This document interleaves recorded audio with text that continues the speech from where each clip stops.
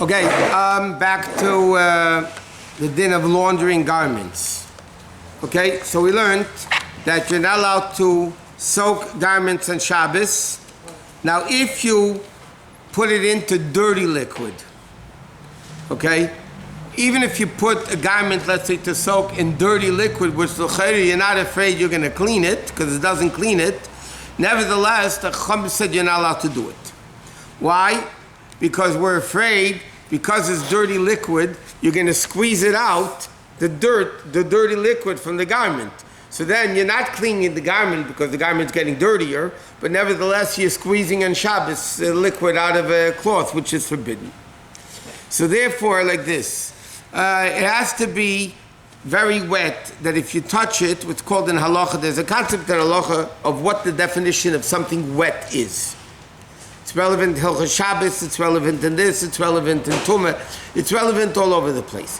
There's a rule, the Gemara says, it's called in Hebrew, Tefeach Amenas Latfiach. If something is wet in a way that if you touch it, your finger will get wet enough to make something else wet.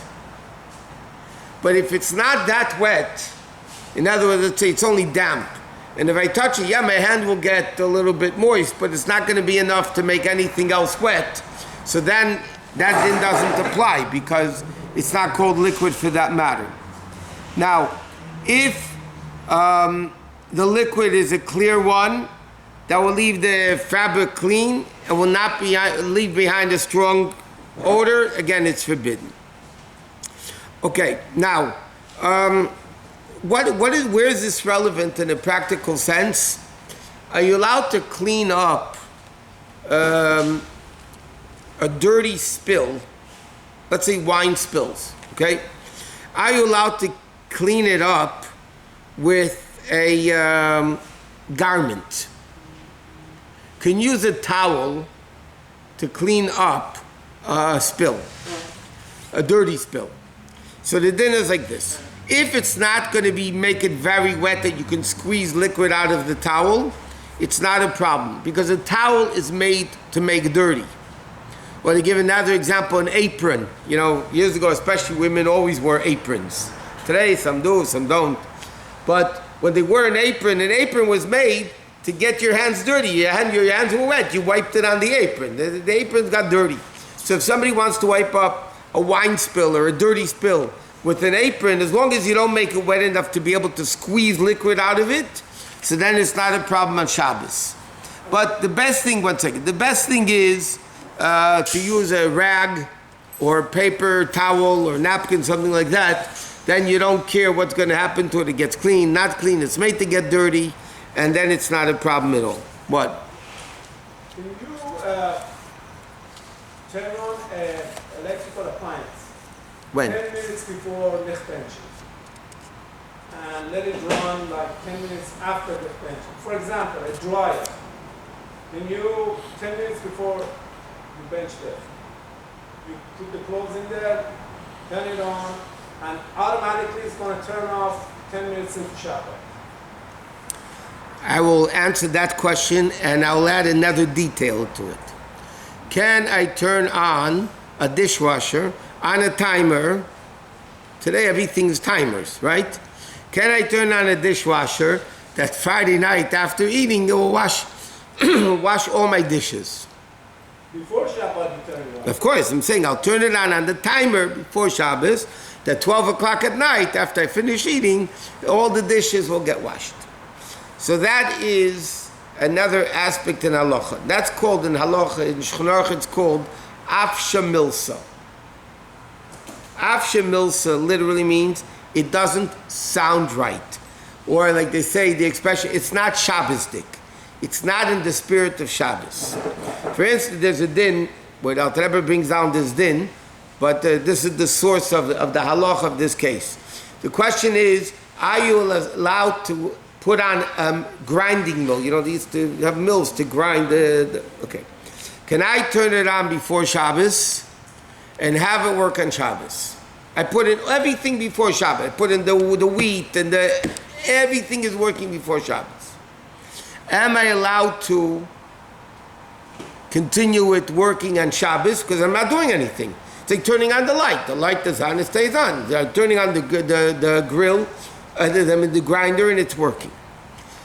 So there's a whole machlekes in halacha, but the bottom line halacha is, followed like the Ramah, and Al Rebbe brings it down to din like that too, that any keli, any appliance that makes noise, you're not allowed to have running on Shabbos. Why? It's not in the spirit of Shabbos. It's not Shabbosdik to have a grinding mill working in your courtyard on Shabbos.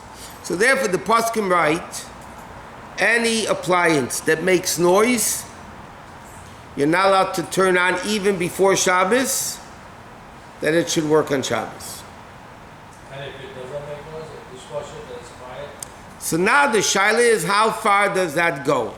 So that's an argument, contemporary poskim. If it's a quiet dishwasher, could you? I'll tell you what the problem with that is. If somebody knows, oh, this guy turned on the dishwasher before Shabbos and it's working, not all dishwashers are silent.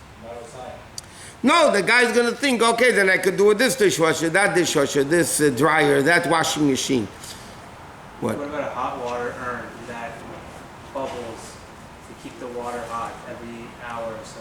No, that's not a machine that's working. It bubbles the water, you don't even hear it unless you mamish near the machine. Sometimes they... Nah, you don't. I know what they are. I mean, it's not. You don't. It's not like a vacuum cleaner working, or a dishwasher, or a dryer, or a washing machine, or a mill, the grinding mill. That was the classic example. They didn't have anything else in the time of the Gemara. So then it's not in the spirit of Shabbos, so you're not allowed to. If it's a broken one and it makes noise, then it's something that usually doesn't make noise, but because yours is something. So then you can't do it on Shabbos. So you wouldn't use that one. It's not Kabbalah. It's a Pashut thing. It doesn't. It's not in the spirit of Shabbos, like they say in yeshiva language. It's not Shabbos dik to have a machine that makes noise working on Shabbos.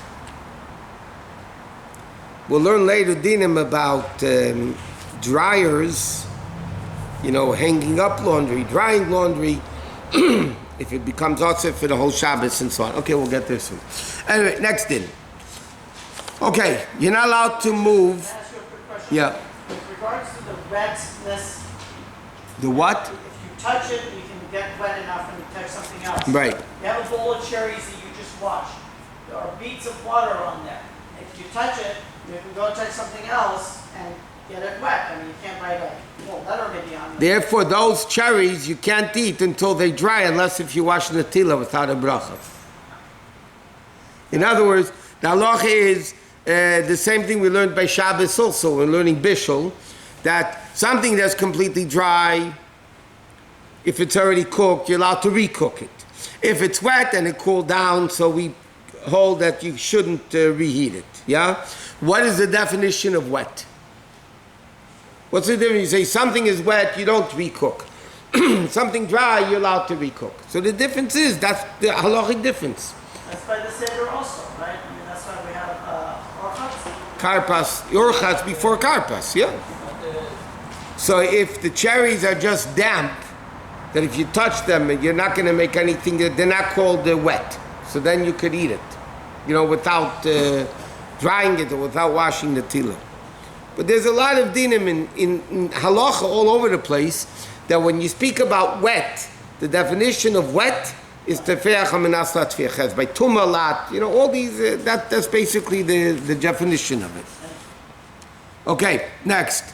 Okay, something which is very wet should not be moved at all. Why? Because when you pick it up, inevitably you're going to squeeze it out. So now what happens if it's a type of fabric that like clothes, if it gets very wet, you're going to bring it out. You don't want the clothes to stay wet. So then you can't move those clothing on Shabbos, because again, you might come to bring it out on Shabbos. If it is saturated with a clear liquid, then again, we're afraid you're going to bring it out. So again, it's not because of cleaning, it's also because of schit on Shabbos. Okay, next. What happens if, this is only about clothing, by the way, that somebody is not wearing. What happens if you're wearing clothing and you're walking in the street and you get caught in a rainstorm? Now you come home, you're sopping wet. So we discussed a little bit of this din last week. Now, it says in Halachos, what happens if your shoes and socks are sopping wet? So l'cheira, when I walk on the socks, it's squeezing the liquid out of the sock. But Halachos says you're allowed to do that because you're not squeezing it out the normal way of squeezing. You normally don't squeeze things out with a foot. Here you're walking, you don't want it to squeeze out, plus you're doing it with a shinui, so then you're allowed to. The question is, when you come home and you want to take off the clothing to hang up, so there's a din on Shabbos, also because of Marasayin, you're not allowed to hang clothes on Shabbos in a place where clothes are normally hung to dry. Let's say, years ago, they used to have clotheslines, in Israel also, they have clotheslines. So now I got my coat is sopping wet from the rain, or my jacket, or my pants, whatever. I want to take a hanger and hang it up on the clothesline. That you're not allowed to do on Shabbos. Why? Even l'cheira, if you think about it, what happens if I wash the load of laundry before Shabbos? Okay? It's done before Shabbos. Now I want to take it out from the washer and hang it up outside on Shabbos. You're not allowed to. Why? People will think you washed it on Shabbos. How are they going to know you washed it before Shabbos and now you're only hanging out garments? So therefore the din is, when you hang up garments, you're not allowed to hang it in a place where people normally hang clothing to dry. There was a thing that you couldn't put it in a seder, like a shirt, in a closet even. In a certain seder. If you do it without a seder. You can do it without the seder. No, you can't hang up clothes on the clothesline though. Right. There was a thing like that. Not only that, clothes, there's a difference between clothes and a... What happens if somebody put clothes into a dryer before Shabbos? And it finishes on Shabbos. And if they open the dryer, no light goes on. Okay? Are those clothes muksa or not? So the halacha is, clothes in the dryer, when you were certain before Shabbos that the clothes are going to definitely be dried on Shabbos, then when Shabbos began you had your mind on the clothing, so then they're not muksa. But if clothing that you hang out on the line before Shabbos, that when Shabbos began the clothes on the clothesline were still wet, then they're muksa. Why? Because you don't know for sure if they're going to dry. Maybe it's going to start raining. So then it's muksa. Those clothes, even if they dry on Shabbos, you can't use them for the whole Shabbos. You can't take them off on Shabbos. But in dryer, they paskin that it's a different story because you know for sure it's going to dry.